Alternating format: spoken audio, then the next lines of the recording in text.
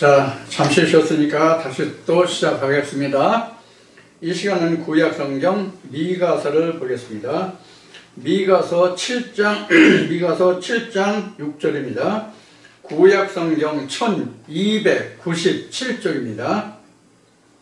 1297쪽 미가서 1장 6절 미가서 7장 6절 한 절만 보겠습니다. 미가서 7장 6절입니다. 한 절만 제가 봉독합니다.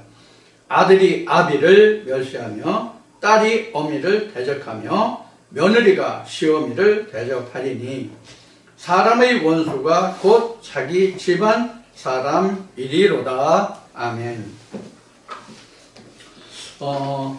지금 인용한 말씀은 구약성경 미가서인데요. 이 말씀을 예수님이 마태복음 10장에서도 이 말씀을 인용하셨어요. 예수님이 마태복음 10장에서도 이 말씀을 인용하셨는데 오늘은 미가서 7장 6절 말씀과 마태복음 10장에 기록한 말씀을 본문의 말씀으로 해서 집안 식구가 원수다, 이런 내용에 대해서 좀 살펴보고자 합니다.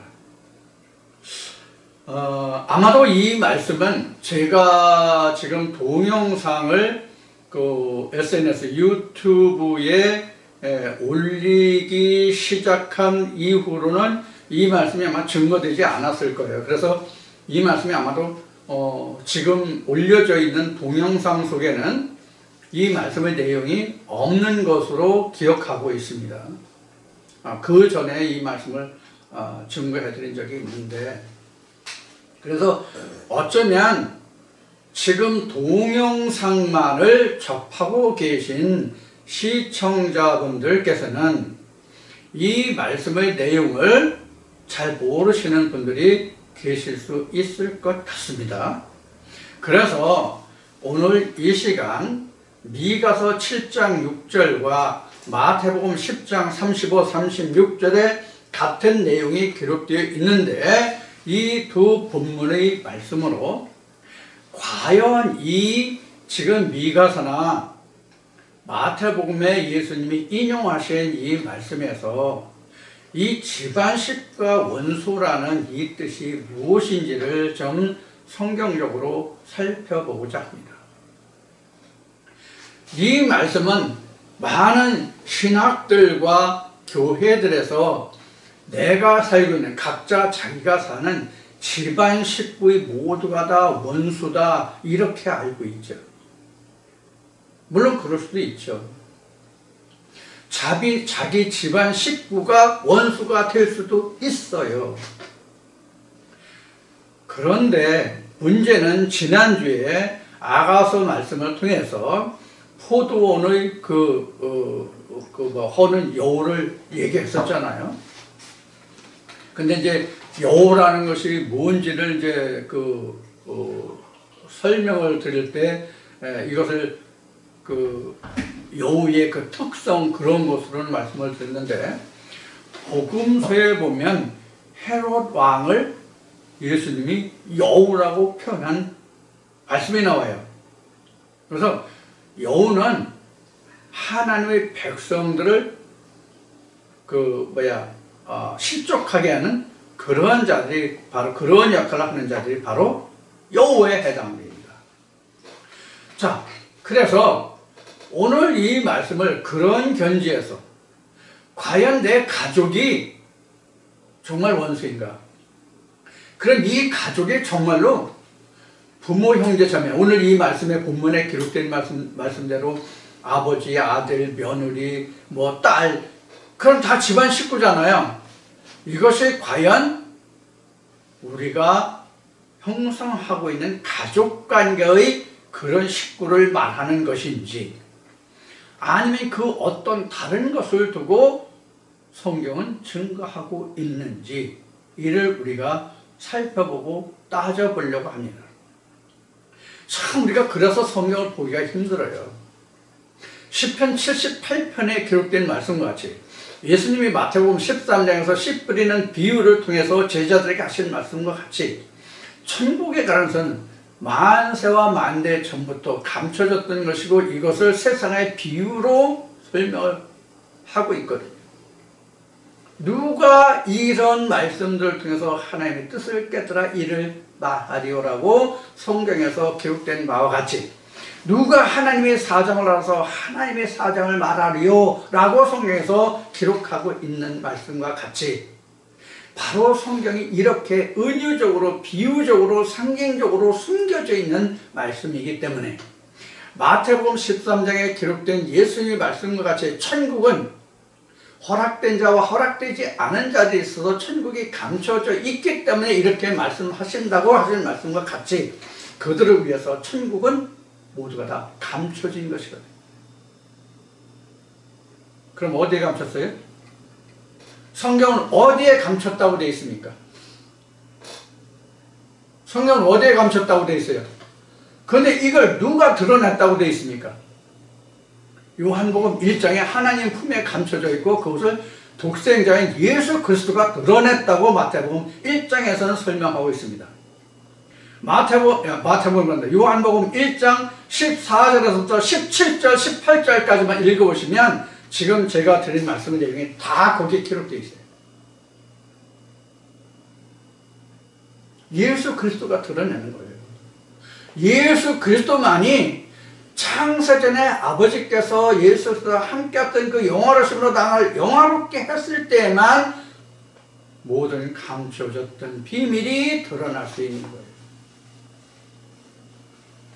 그래서 성경은 사람의 뜻으로나 성경으로나 혈통으로나 된 것이 아니라 하늘에 계신 아버지의 뜻으로 이루어졌다고 예수님이 베드로에게 말씀하신 거예요. 베드로의 이것을 깨닫게 한 것은 사람의 혈통으로 육적으로가 아니라 하늘에 계신 네 아버지께서 이를 깨닫게 하셨다는 말씀과 같은 거예요. 그렇게 해야만 이 말씀이 풀어지는 거예요. 신학으로 억지로 그것을 풀려면 망하는 거예요. 이것을 그 사람들이 자기 생각대로 푼다 이렇게 말하죠. 자기 생각대로라고 하는 성경적인 설명은 신학이 바로 자기 생각이에요. 아들의 생각이 아니라 신학의 논리대로 풀어내면 자기 생각이란 말이에요.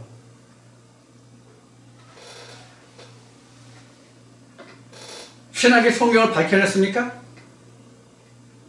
신학이 성경을 얼마나 증거했습니까? 신학이 성경을 증거하면 무엇으로 증거했습니까? 신학으로 증거하는 거잖아요. 그럼 신학이 뭐예요? 신학이 뭐냐고요?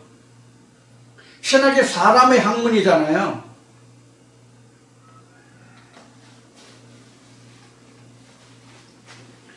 자, 그래서 지금 지난주에도 그 포도원을 허는 그 작은 여우를 나눴는데 이런 말씀들을 하시는 분이 있어서 제가 오늘 이 말씀을 다시 나누게 된 거예요. 가족이 내게 대해서 원수인 것 같이 말하는 그런 경향이 있기 때문에 오늘 이 말씀을 다시 여러분들에게 풀어드려야 되겠다. 이것이 무슨 뜻인지. 그래서 교회에서 이런 그 설교가 많이 있죠. 지금은 사랑의 교회라는 것이 조금 오땡땡 목사가 있었죠. 그 앞에는 다른 목사님이죠. 그분이 제자 훈련을 해서 많은 제자 훈련들을 통해서 교회를 많이 종화시키려는 무한한 노력들을 많이 했죠. 물론 대형 교회들에서 그런 노력들을 많이 했어요. 그 공은 인정해요. 그러나 그것이 과연 얼마만큼 성경적이냐 하는 것과 자기 목사의 열심으로 이렇게 해야 되겠다 하는 것과 차이점이 어떤 것인가를 우리가 이해하지 않으면 안 돼요. 그것을. 그러니까 쉬운 얘기로 표현한다면 어떻게 하는 것이 하나님의 일이고 어떻게 하면 그것이 사람의 일이 되는가 하는 것을 우리가 알아야만 된다 그런 얘기예요. 그래서 이 가족이 집안 식구가 원수다라고 그러니까 또 해결하는 의미에서 고부간의 갈등을 이야기했던 설교했던 교회들이 목사님들이 엄청 많아요. 가족이 원수다. 그러니까 빼게 하라. 원수였으니까 빼게 하라. 그래서 뭐 옥 뭔지 보 뭔지 하여튼 어느 목사님이 고부간에 갈등이 있어서 이것을 화해했어요. 화해하고 분명히 모든 오해를 풀고 서로 화목하게 그렇게 풀어줬는데 보이는 데서는 말을 안 하는데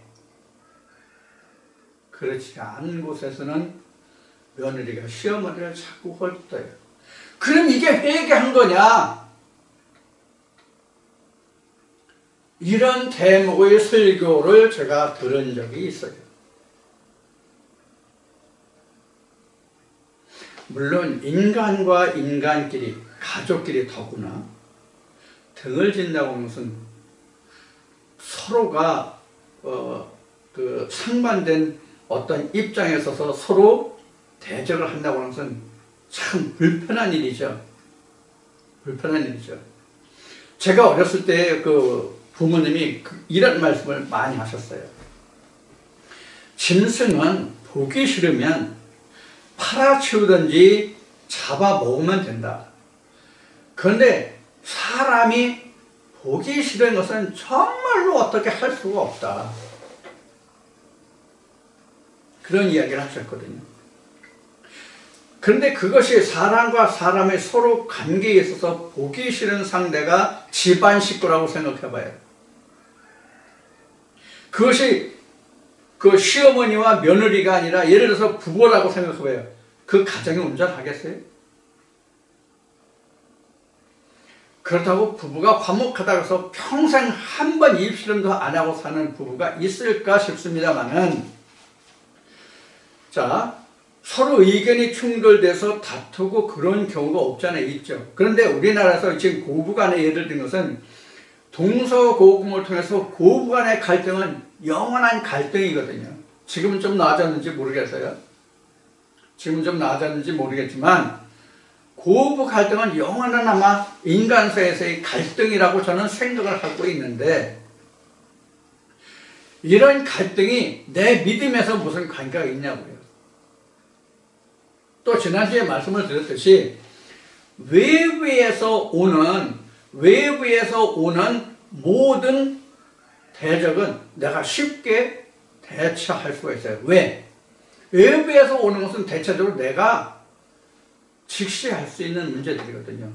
눈으로 육안으로 보이는 거든 아니면 마음적으로 느끼는 것이든 외적으로 오는 것은 내가 쉽게 인지할 수가 있잖아요.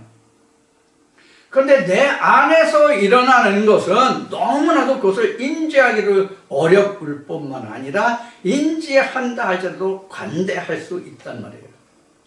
아, 이것쯤이야? 이런 정도야? 이렇게 할 수 있단 말이에요. 그런데 지난주에 말씀을 드렸듯이 포도는 허는 여우, 작은 여우를 말씀드렸을 때 밖과 안을 얘기했잖아요. 근데 지금 이 미가서와 마태복음 10장에서 기록된 이 말씀과 같이 집 안이라니까 집 안, 내 안이라고 그러니까 집안 식구가 내 안인 줄 알고 있어요. 그래서 이런 면면들을 이 시간에 좀 살펴보겠습니다. 그래서 원수가 집안 식구인가?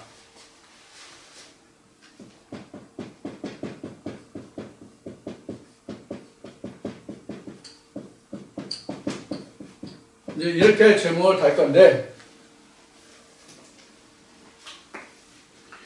우리가 성경에서 말하는 이 가족관계의 개념을 좀 우리는 이해할 필요가 있습니다. 우리가 이거를 이해 못해요. 그래서 제가 자꾸 신학을 언급하는 거예요. 신학은 성경을 어떤 관점에서 봅니까? 문자 그대로 보잖아요. 문자적인 그 해석이잖아요. 예를 들어 지금 미가서 지금 7장 6절에 보면, 미가서 7장 6절을 보면은 아들은 아비를 멸시하고 딸이 어미를 대적하며 며느리가 시어미를 대적하리니 사람의 원수가 곧 자기 집안 사람이로다. 그럼 이걸 이자로 본단 말이에요. 그래서 앞에 인용해서 말씀드린 바와 같이 고부간의 갈등의 예를 들어서 집안 식구를 말한단 말이에요. 자, 여기에 등장한 인물들을 좀 봅시다. 미가서 7장 6절에 등장 인물을 한번 보자고요. 7장 6절 하면 아들과 아비 나오죠. 아비 나오고, 그 다음 나오고, 그 다음 딸과 어미 나오죠. 딸과 어미 나오죠. 그 다음에 며느리와 시험이 나오죠. 이렇게 나왔어요. 이게 다죠? 그러면 봅시다. 아버지부터 봐야지. 여기 나온 게 제일 어른이 아버지니까. 아버지, 그 다음에 어미, 아들, 그 다음에 딸, 며느리. 다섯 식구네. 다섯 식구야. 이제 다만 이제 아들이 몇이냐, 딸이 몇이냐, 거기에 따라서, 그 며느리가 달라지겠죠? 근데 하나 빠진 게 있네. 며느리는 있는데, 아들이 있으면 며느리 있죠? 딸이 있으면 뭐가 있어야 돼? 사위가 있어야 되는데, 왜 사위 빠졌지? 사위 없네? 사위는 집안 식구가 아니라 사위는 남의 집이라 빠졌나? 그래서 빠졌나? 어쨌든 가족관계를 말한다면 사위도 들어가야 될 거 아니야. 지금은 며느리보다 사위가 더 좋다는데.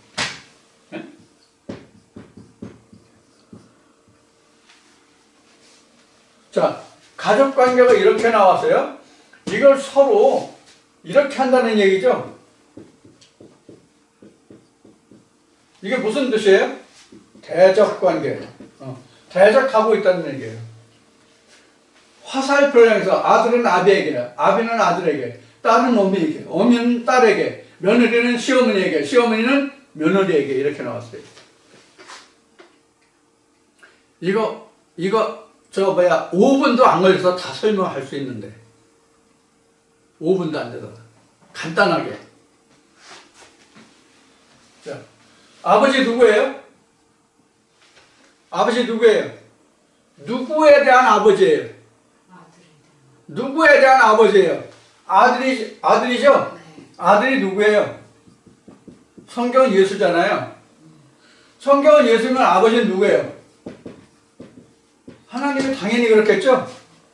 하나님은 당연히 아버지가 하나님이죠?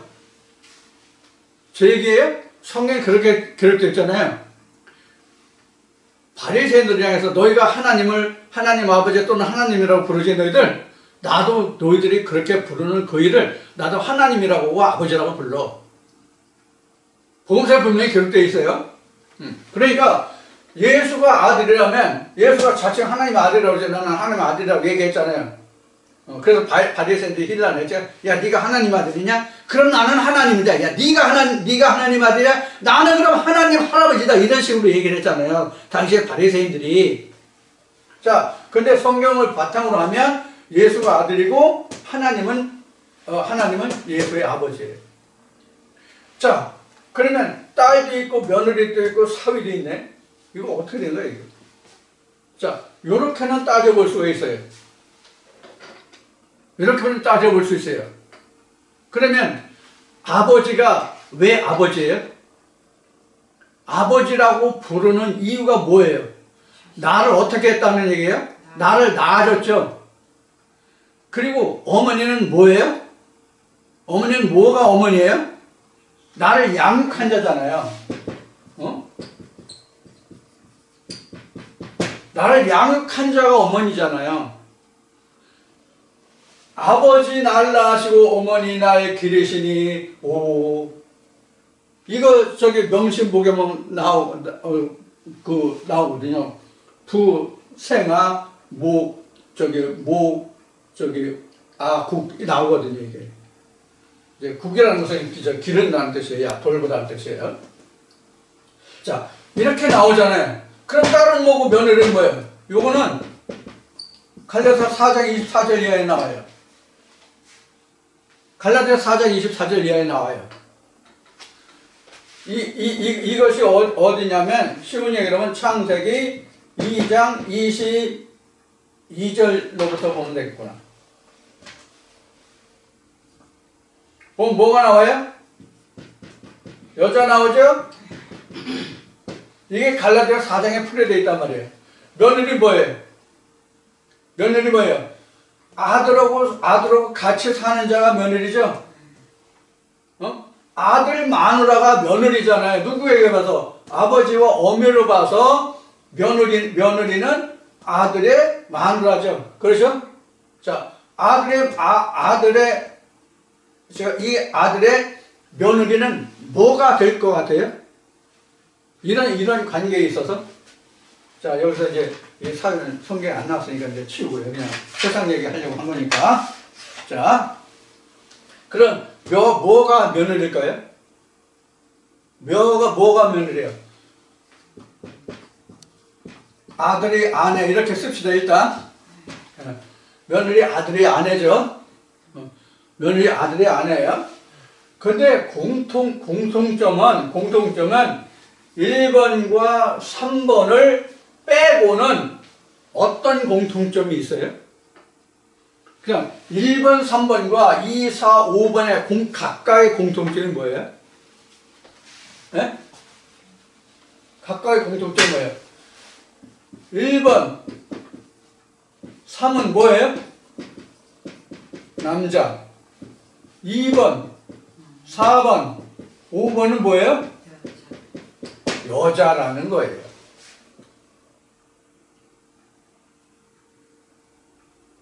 제가 빨리 문제 거의 답이 나왔을 거예요. 자, 이렇게 되죠? 1번, 3번은 남자죠. 그 다음에 그 2번, 4번, 5번은 여자예요. 그러니까 여자 전부의 뭐는 여자의 전부는 뭐냐면 창세기 2장에서로 기억하고 갈라디아 4장으로 기억한다면 풀은다면 뭐예요? 언약적인 존재예요. 언약을 가지고 있는 존재예요. 언약을 가지고 있는 존재예요. 자, 요러한 이제 관계가 성립이 돼요. 자, 이것을 성경적으로 이제 봤죠? 이것을 역할적으로 한번 봅시다. 역할적으로 한번 보자고요. 역할.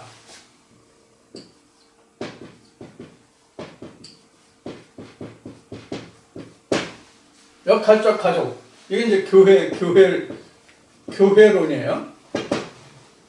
뭐 신학에서 말하는 교회론 얘기하는 게 아니에요. 성경적 교회론이에요. 성경적 교회론은 아버지가 누구예요? 하나님이에요. 어머니는 누구예요? 목회자예요. 아들은 누구예요? 아들?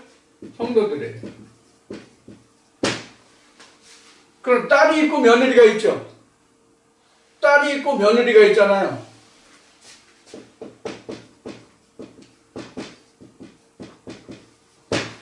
딸, 며느리 있잖아요. 그러면 지금 어머니가 목회자잖아요. 그럼 이 아들들이 있을 거 아니야, 아들들. 그렇죠? 성도들이니까 아들들이잖아요. 이 아들들이 거느리고 있는 뭐가 있어요? 저기 그 여자는 언약이라고 했으니까 이 아들들이 가지고 있는 언약이 바로 뭐가 돼요? 딸과 며느리가 되는 거예요. 그럼 딸은 뭐고 며느리는 뭐예요?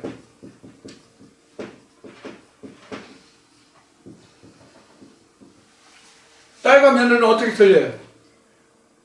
우리가 세상적으로 보면 미출가자죠? 이거 출가자죠? 그럼 뭐예요? 요거는 시 받는 자, 요거는 씨를 받는 자죠. 그러면 이 딸과 며느리는 지금 이 아들들 중에서 지금 아직 씨를 받지 못하고 있느냐, 씨를 받고 있느냐에 따라서 딸도 되고 며느리도 되는 거예요.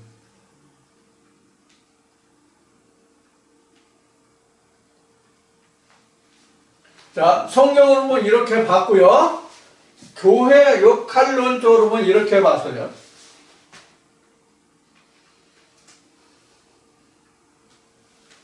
그러면 지금 이거나 이거는 전부 밖에 거예요? 안에 거예요? 다 밖에 거예요? 이거는 다 밖에 거. 밖에예요, 이건 밖에. 그러면 마지막으로 이제 어디서 보느냐면 자기 안에서 보는 거예요.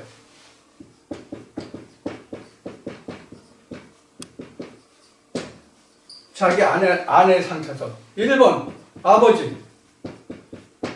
아버지가 뭐예요? 1번에 아버지가. 1번의 아버지는 그냥 쉬운 예로 그냥 하나님이에요. 2번 아들은 이해했어요. 여기에서 이제 로고스와 레마가 되겠죠. 그렇죠? 자, 그러면 또 뭐가 있어요? 어머니가 있죠. 그 다음에 또 뭐예요? 아들이 있으니까 며느리와 딸이 있죠. 이렇게 있잖아요.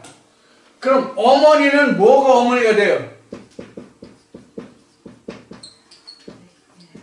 자기 마음의 씨가 어머니가 되는 거예요. 그 다음에 며느리와 딸의 관계는 이것과 같은 내용으로 보면 돼요. 이거 각자 자기 안에서 일어나는 일이에요.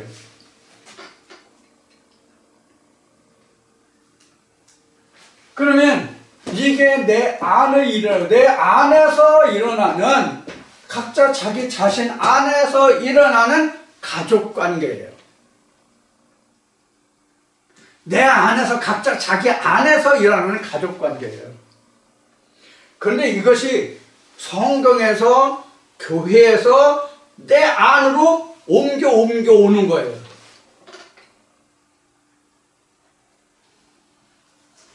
그럼 진짜 나는 뭐예요?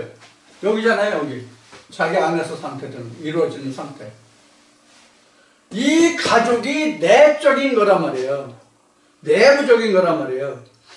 이것이 내 안에서 포도원을 허는 여우가 생기는 상태를 말하고, 이 안에서 이루어지는 상태. 이 교회 역할적인 관계나 성경적인 관계는 밖의 것들이에요. 밖에 보는 것들이에요.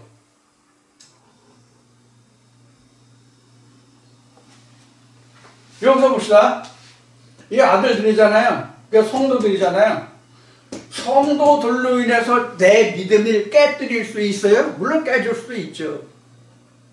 그 사람 말을 너무 지나치게 듣는다든가, 아니면 그 사람 행동을 너무 지나치게 따른다든가, 이래가지고 실족할 수도 있죠.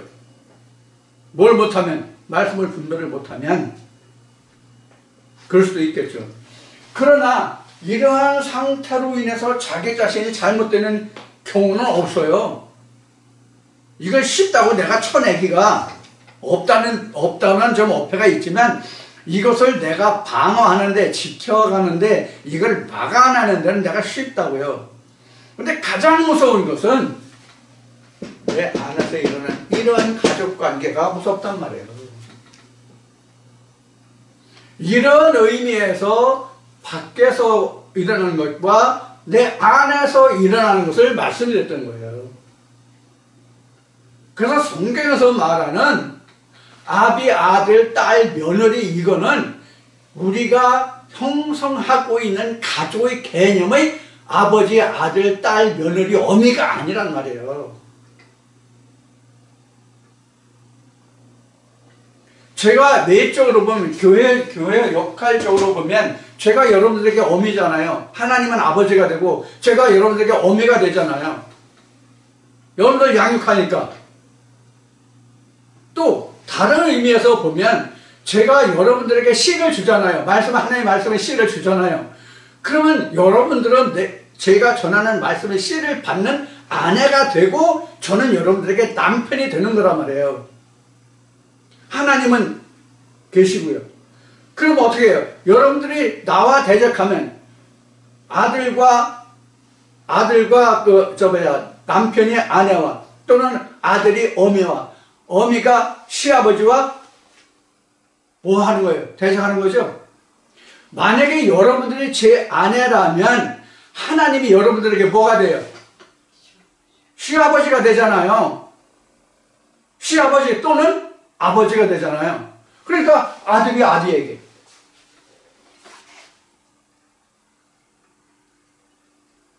이런 관계가 성립되는 거예요. 그러니까 우리가 성경을 볼 때에 이것을 너무라기보다는 신학이 오늘날 우리에게 가르쳐준 알게 한 전해진 그런 성경관이 모든 믿는 사람들로 하여금 폐해를 끼치고 있단 말이에요. 예수님이 사두개인들을 향해서 하신 말씀과 같이 너희가 하나님도 성경도 알지 못해서 오해했도다라고 하신 말씀과 같이 우리가 성경을 너무나 많이 오해하고 있다고요. 그러면서도 나는 하나님을 안다, 나는 하나님의 음성을 듣는다 이렇게 말해요. 하나님의 음성 듣기가 그렇게 쉬운 건 아니에요. 왜 그렇게 듣기가 쉽지 않느냐면 그동안 여러 번 말씀드렸듯이 지금 뭐가 틀리기 때문에 하나님의 말씀을 듣기가 어렵다고 제가 그동안 표현을 해왔어요? 언어의 문제다 그랬잖아요. 지금 이런 언어로 이야기한 적이 누가 있습니까? 이렇게 성경을 풀어서 말한 적이 누가 있냐고요. 이게 바로 언어 문제잖아요. 언어가 다르기 때문에 언어가 다르다는 것은 문화가 다르기 때문에 우리가 그 문화를 쉽게 받아들이기가 어려운 거예요.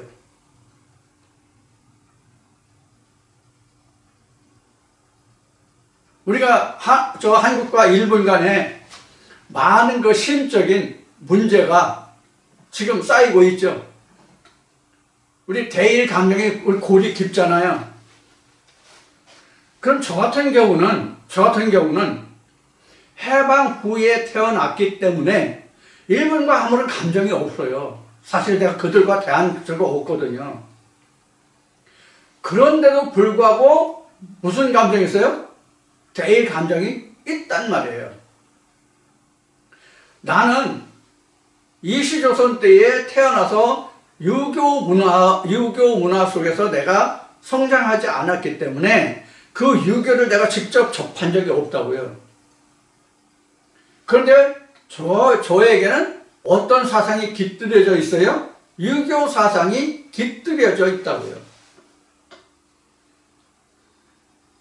이와 같은 모습이 우리가 신학을 통해서 성경과 하나님과 예수와 성령을 듣고 배우고 알았던 그 모든 문화가 언어가 각자의 자신 속에 자연스럽게 스며들고 배어져 있기 때문에 지금 제가 전하는 이 말에 대해서 혼돈이 이게 막 일어난단 말이에요.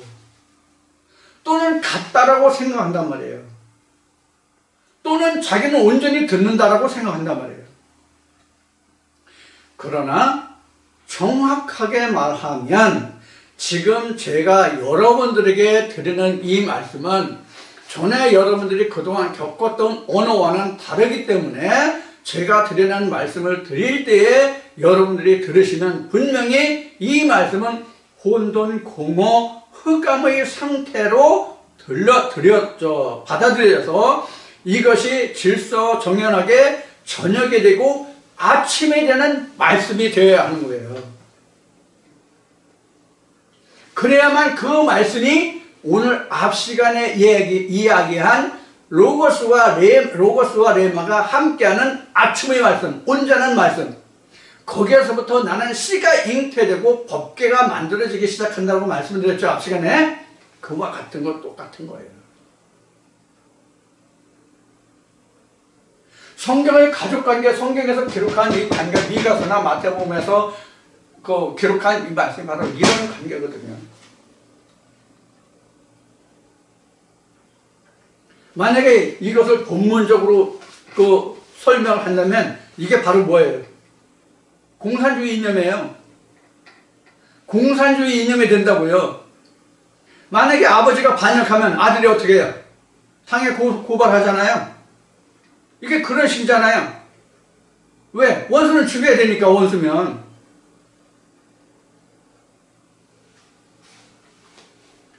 이게 바로서 영적인 문제, 성경적인 문제를 놓고 하는 이야기지,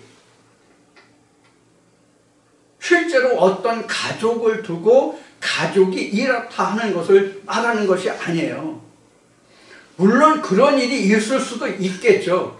100% 아니라고 딱 잘라낼 수가 없는 부분이긴 하죠. 그러나 성경이 말하는 것은 인간적인 가족의 개념을 두고 하는 말이 아니다, 그런 얘기예요.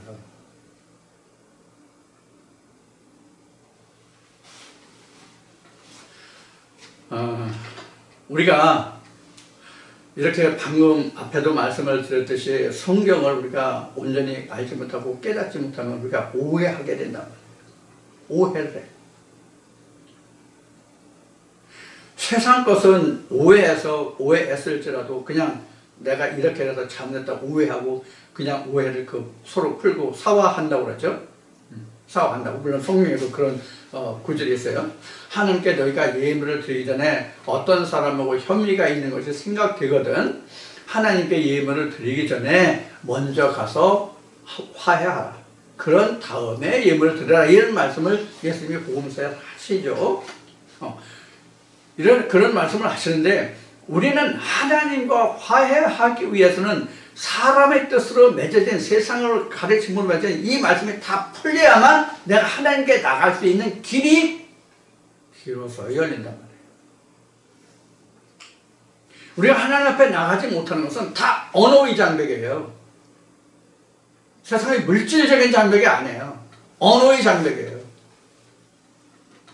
이 언어의 장벽을 허물어뜨리지 않으면 절대로 내가 가나안 땅에 들어갈 수가 없어요. 이것을 이스라엘 백성들의 출애굽 여정으로 말한다면, 출애굽 과정으로 말한다면 이스라엘 백성들이 요단강을 건너면 이미 어디에 와 있어요? 가나안 지경이죠?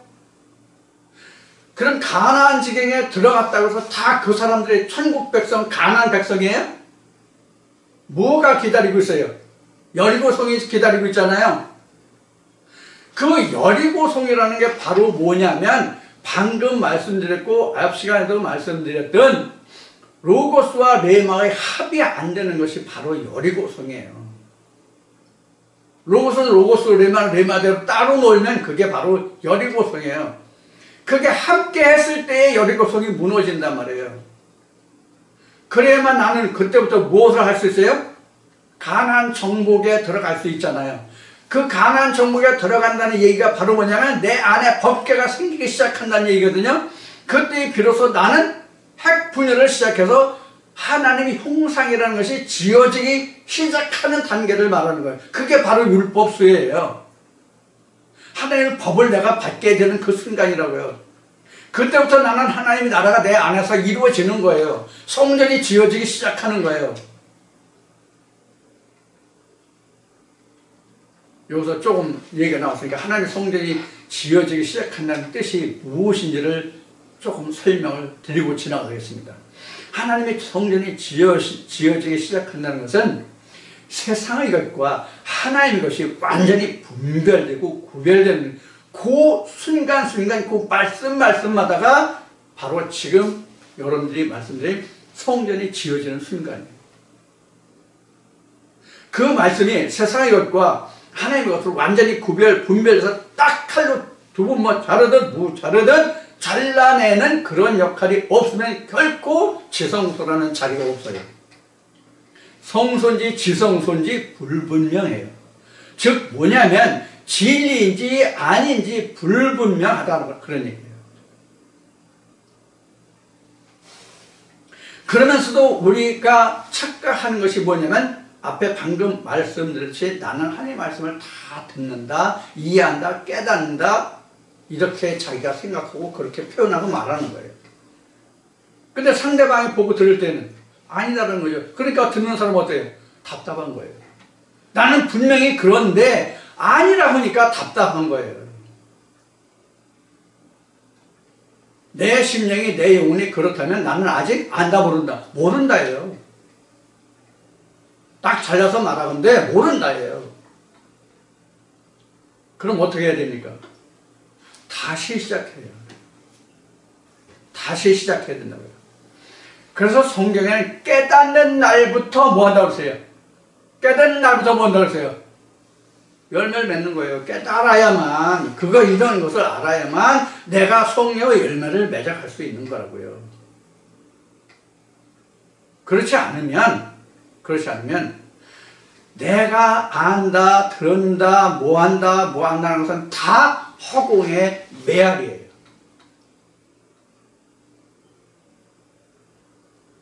허공의 메아리가 내게 남는 것이 있습니까? 허공의 메아리가 내게 남는 것이 있냐고요? 없죠? 그냥 공중에 흩어지면 그만이죠? 아무것도 남는 게 없어요. 우리는 이러한 면면들을 살펴서 실질적인 믿음이라는 것이 무엇인지를 내가 갈파할 수 있어야 돼요. 보이지 않는 증거가 내게 확실하게 남아 있어야 된단 말이에요. 히브리 11장에 기록된 말씀대로 믿음의 증거가 뭐예요? 내가 뭐 한다 있지 않잖아요. 그래서 사도 바울도 그러잖아요. 천국은 말에 있는 것이 아니라 능력에 있다. 경건의 모양은 있어도 경건의 능력은 없다.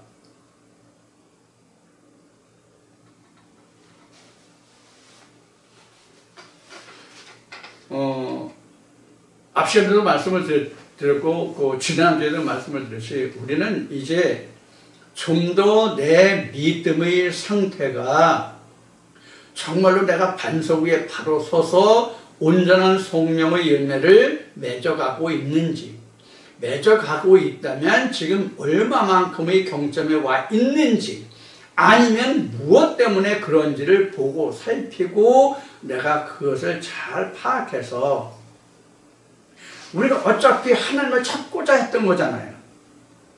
그래서 여기까지 오신 거잖아요. 이미 말씀을 드렸듯이 여기까지 왔다면 보통 믿음의 여정을 많이 겪어 오신 것이 아니에요. 그러면 여러분들 그동안 어떤 믿음의 여정을 겪어왔습니까? 왜 겪었습니까? 어떤 믿음의 과정을 거쳐왔습니까? 이걸 살펴보셔야 된다는 얘기예요. 그냥 내 마음에 휩쓸려서 내 마음에 좋으니까, 내가 생각하기에 그게 좋으니까, 그냥 누가 그렇다니까 이건 안 되는 거예요. 성경에 기록된 대로 자기 자신이 확신한 바, 잡은 바가 무엇이냐 하는 거예요. 자기 자신이 확신한 바, 잡은 바가 무엇이냐 하는 거예요. 그래야만 이런 관계도 풀리잖아요. 성경 말씀은 두루뭉실한 게 아니에요. 제가 왜 인수분해 공식을 자꾸 말씀드리겠어요? 인수분해 공식을 왜 자꾸 말씀드릴까요?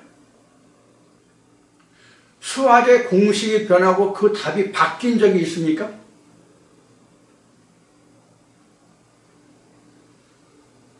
인수분해, 미분, 적분 공식이 바뀐 적이 있냐고요? 쉬운 얘기로 가감승제의 법이 바뀐 적이 있냐고요? 없죠?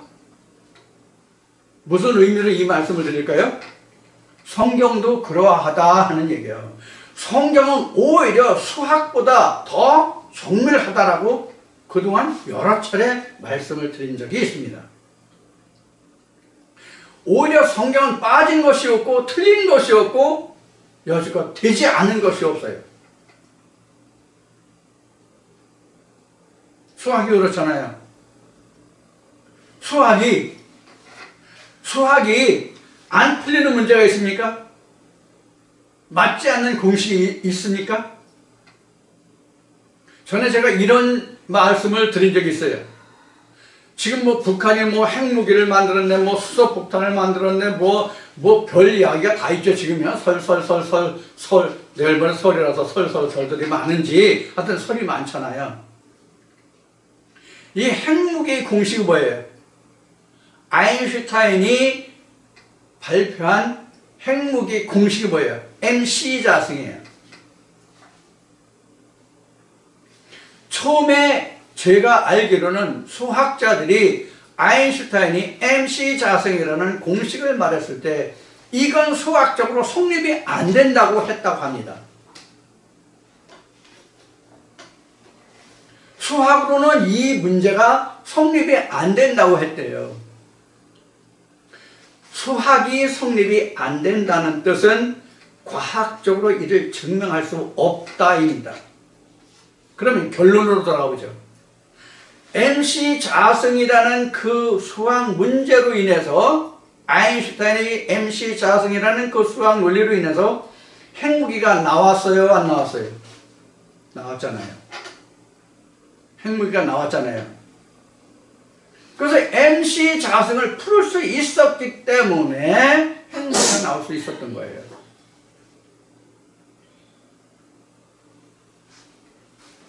성경도 마찬가지예요. 성경이 풀어지지 않는다면 천국이라는 답이 나올 수가 없는 거예요. 인수분해 공식이 풀어질 수 없다면 답이 없는 것과 마찬가지란 말이에요. 그래서 우리는 성경을 안다고 하는 것은 마치 무엇과 같으냐면 수학의 공식을 풀어내는 것과 같은 거예요. 그런데 그동안 수학의 공식을 풀어내는 그런 수학 공부를 한 번이라도 해본 적이 있어야지. 어느 신학을 막론하고 가네, 어느 나라 신학을 막론하고 가네. 우리나라는 본래 신학이 없는 나라입니다. 미국 신학을 그냥 복사해온 거예요. 여하튼 우리나라 신학이 있고 없고를 떠나서 신학이라고 하는 것은 성경을 풀고자 하는 공식을 가르쳐주고 그 공식대로 수학을 푸는 문제거든요. 즉 성경의 문제를 푸는 거거든요. 근데 그런 걸 해봤어야지. 그러니까 우리가 오염된 언어를 배웠던 거예요. 오염된 수학 공식을 배웠던 거예요. 틀린 수학 공식을 배우고 틀린 수학 공식에 의해서 답을 얻었던 거예요. 이제는 우리가 그 틀리고 오염된 수학 공식을 전부 다 잃어버리고 잊어버리고 새로운 하나님의 수학 공식과 그 답을 우리가 알고 풀어내자는 거예요.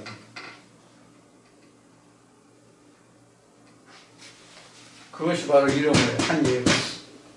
이거 우리 한 번도 들어본 적이 없잖아요.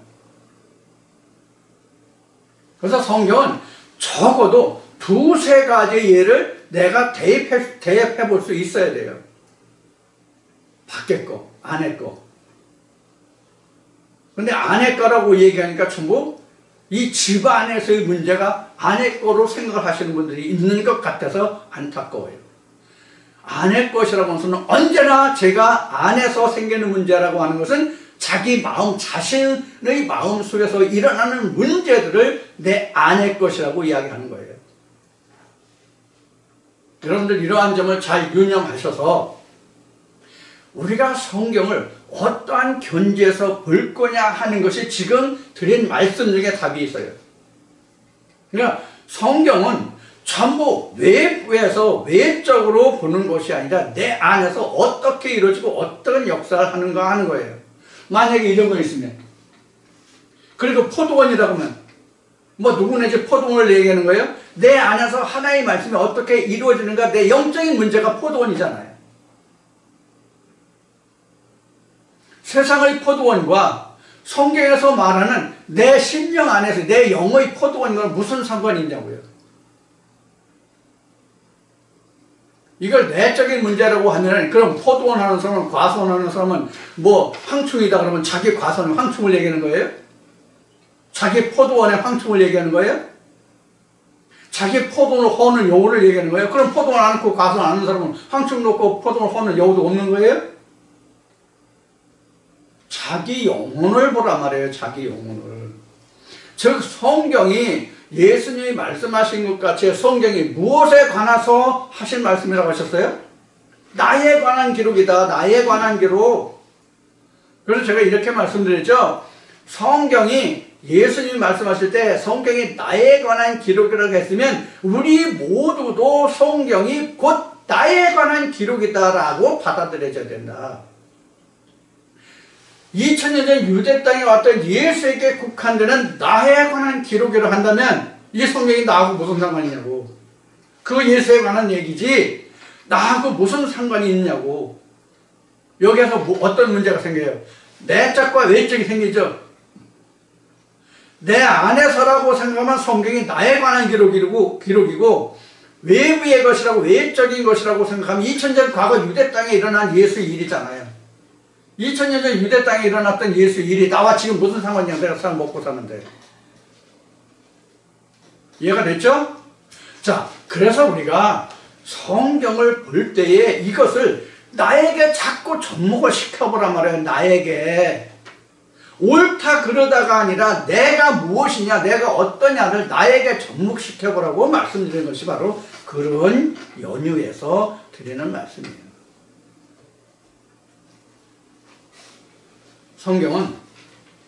성경은 다 지금 말씀드린 바라면 나에 관한 기록이에요.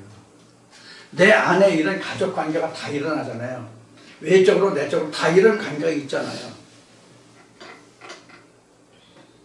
이런 면면들을 여러분들이 잘 살펴서 앞 시간에도 부탁드렸고 그 다음에 그 지난주에도 여러분들에게 말씀드린 바와 같이 이 시간에 다시 진부하지만 또 말씀을 드린다면 2019년까지는 다 지나간 거로 생각하시고 2020년 이 한 해는 정말로 여러분들이 하나님과 정말로 진정한 천국 씨름 싸움을 해서 야곱이 이스라엘로 변화되는 그런 역사가 있기를 기원하는 겁니다.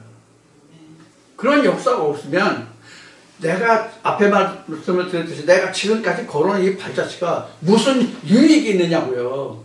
어제나 오늘이나 똑같은데 무슨 유익이 있느냐고요. 그래서 안타까운 마음으로 이런 말씀을 드리는 것이니 여러분들 오해하지를 마시고 제발 저 목사가 또 무슨 얘기를 했더니 또 어디서 무슨 얘기를 듣고 또 내 얘기하네 저 얘기하네 그런 생각하지 마시고 제발 좀 그런 생각 이제 접으시고 이제는 내가 어떻게 정말로 하나님과 씨름해서 내가 정말로 바라고 원하는 천국이라면 하나님을 알고 예수를 알기를 원한다면 이렇게 해 주십사 하고 제가 간절히 부탁드리는 말씀이에요. 여러분들 책망하는 것이 아니라 제 심정을 여러분들이 좀 이해를 해 주셨으면 좋겠어요. 이해를 해 주셨으면 좋겠어요. 사실 따지고 보면 여러분들이 천국 가든 지옥 가든 저와 무슨 상관이 있습니까? 저와 무슨 상관이 있냐고요. 그런데 왜 이렇게 제가 여러분들에게 목 놓아서 심신당부합니까? 무엇 때문에 이렇게 심신당부합니까? 저는 그냥 말씀을 전하면 사실 끝이잖아요. 하고 안 하는 것은 듣는 여러분들이 할 일이지 제가 어떻게 해 드릴 수도 할 수도 없는 거잖아요. 그런데도 불구하고 제가 왜 이렇게 부탁을 드릴까요?